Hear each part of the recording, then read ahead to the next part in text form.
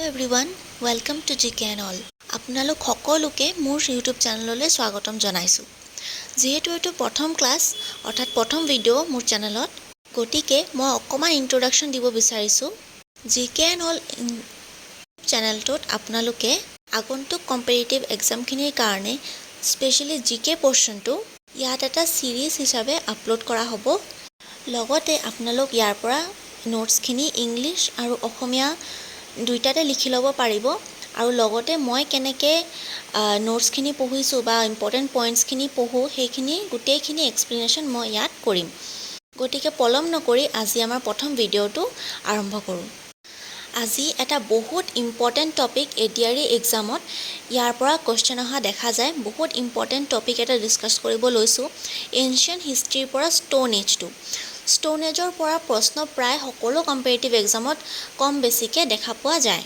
গতিকে আমি ইয়াৰ ইম্পৰ্টেণ্ট পইণ্টছখিনি মনত ৰাখিবই লাগিব আৰু লগতে নোটছখিনি ক্লিয়াৰভাৱে আমাৰ কপিত উঠাই ল'ব লাগিব। ষ্টোন এজ হ'ল এনচিয়েণ্ট হিষ্ট্ৰীৰ প্ৰথমটো এজ বা প্ৰথমটো স্তৰ বুলি আমি ক'ব পাৰোঁ। ষ্টোন এজ অথবা প্ৰস্তৰ যুগ মানৱ সভ্যতাৰ আটাইতকৈ পুৰণি স্তৰ বুলি আমি জানো। চ' what is the stone age? প্ৰস্তৰ যুগনো কি? The period when early humans used stone tools for survival. মানুহে জীৱন ধাৰণ আৰু চিকাৰ কৰিবলৈ প্ৰধানকৈ শিলৰ সঁজুলি ব্যৱহাৰ কৰা সময়ছোৱা। আচলতে মানুহ যেতিয়া একদম প্ৰথম সভ্যতাটো তেতিয়া মানুহে ধাতু যেতিয়া ডিস্কভাৰ হোৱা নাছিল তেতিয়া মানুহে অকল শিলৰ সঁজুলিৰ ওপৰত নিৰ্ভৰ আছিল, অৰ্থাৎ অকল পাথৰৰ সঁজুলিখিনি ব্যৱহাৰ কৰি চিকাৰ কৰিছিল অথবা তেনেকৈ জীয়াই আছিল। Divided into 3 main period based on tool development. আমি যেনেকৈ সঁজুলিখিনি উন্নত কৰিছে ইহঁতি সেইটো হিচাপত অকল পাথৰৰ সঁজুলি অকল পাথৰৰ সঁজুলিখিনি যেনেদৰে ইহঁতি ষ্টেজ বাই ষ্টেজ উন্নত কৰিছে তেনেকৈ আমি এইটো 3টা ষ্টেজত ভাগ কৰিব পাৰোঁ। সঁজুলিবোৰ ক্ৰমবিকাশ আৰু গঠনৰ ওপৰত ভিত্তি কৰি ইয়াকে 3টা প্ৰধান যুগত ভাগ কৰা হৈছে। সঁজুলিবোৰ ক্ৰমবিকাশ যেনেকৈ বিকাশ হৈ গৈছে আৰু গঠন এইখিনি গঠনো চেঞ্জ হৈ গৈছে, যেনেকৈ বিকাশ হৈ গৈছে পাথৰখিনিৰ গঠনো লগে লগে চেঞ্জ হৈ গৈছে। ইয়াৰ ওপৰত ভিত্তি কৰি আমি 3টা ভাগত ভাগ কৰিব পাৰোঁ।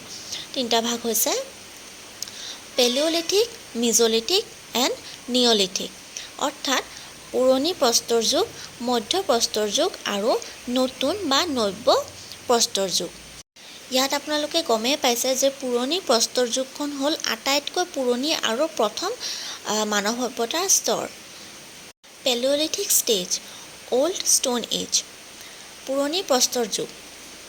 Humans were hunted and food gatherers. মানুহবোৰ চিকাৰী আৰু খাদ্য সংগ্ৰাহক আছিল। লগতে ইহঁতি নিয়মেটিক লাইফ অৰ্থাৎ গ্ৰাম্যমান জীৱন ধাৰণ কৰিছিল, অৰ্থাৎ বহুত বেছি আৰ্বান নাছিল সেইটো টাইমত।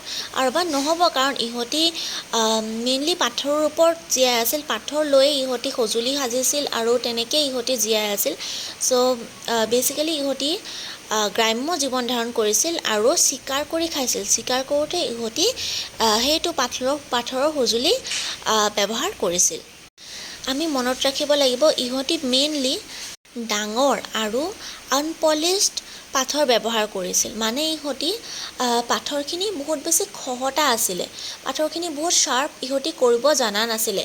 যেনেকৈ পাথৰখিনি ডাঙৰ ডাঙৰ পাথৰ লৈ কিনে তাৰ ওপৰত কিবাকৈ আৰু হাত কুঠাৰ নিচিনা ইহঁতি ব্যৱহাৰ কৰিছিল। পাথৰখিনি ভাঙি যে সৰু কৰিব লাগিব বা জোঙা কৰিব লাগিব এইখিনি বস্তু তেতিয়ালৈ কনচেপ্টত অহা নাছিলে। সঁজুলিবোৰ ডাঙৰ, খহটা আৰু অমসৃণ আছিল, বিশেষকৈ হাত কুঠাৰ অমসৃণ অৰ্থাৎ বহুত বেছি শ্বাৰ্প নাছিল, জোঙা নাছিল। নেক্সট আমি চাব লাগিব discovery of fire happens during this age. বহুত বেছি ইম্পৰ্টেণ্ট পইণ্ট এইটো। যুগতে মানুহে জুইৰ ব্যৱহাৰ আৱিষ্কাৰ কৰিছিল। জুই কেনেকৈ ব্যৱহাৰ কৰিব লাগে বা জুই কেনেকৈ পাথৰ দুটা ঘঁহি আমি জানো যে ইহঁতি জুই ডিস্কভাৰ কৰিছিল। এইটো এজতে পুৰণি প্ৰস্তৰ যুগ পেলিঅ'লিথিক এজতে জুই ইহঁতি ব্যৱহাৰ জানিছিল। মনত ৰাখিবলগীয়া কথা যে ফেমাছ ইণ্ডিয়ান চাইট ভীমবেটকা কেভ মধ্যপ্ৰদেশত আছে আৰু এই কেভত পেইণ্টিংছ পোৱা গৈছিলে। তাত কিবা আঁকি থোৱা গুহাৰ ভিতৰত কিবা এটা আঁকি থোৱা ইহঁতি চিত্ৰ পাইছিল আৰু সেইটোৰ পৰাই আমি লগাব পাৰোঁ যে তাত মানুহবোৰ কেনেকৈ আছিল বা কেনেকৈ বসবাস কৰিছিল। ভাৰত প্ৰসিদ্ধ স্থান গুহা চিত্ৰৰ বাবে বিখ্যাত মধ্যপ্ৰদেশৰ ভীমবেটকা গুহা। আজিৰ ক্লাছত তেতিয়াহ'লে আমি ইমানেই পঢ়িলোঁ। নেক্সট ক্লাছত আমি পঢ়িম মিজ'লিথিক এজ আৰু নিঅ'লিথিক এজ। এই দুটা আমি নেক্সট ক্লাছত কভাৰ কৰিব চেষ্টা কৰিম। এইখিনি নোটছ আশা কৰিছোঁ আপোনালোকে লিখি ল'ব। ভিডিঅ'খন পজ কৰি আপোনালোক নোটছখিনি বহীত উঠাই ল'ব পাৰিব। বাকী বহুত বেছি শুভেচ্ছা থাকিল। ধন্যবাদ।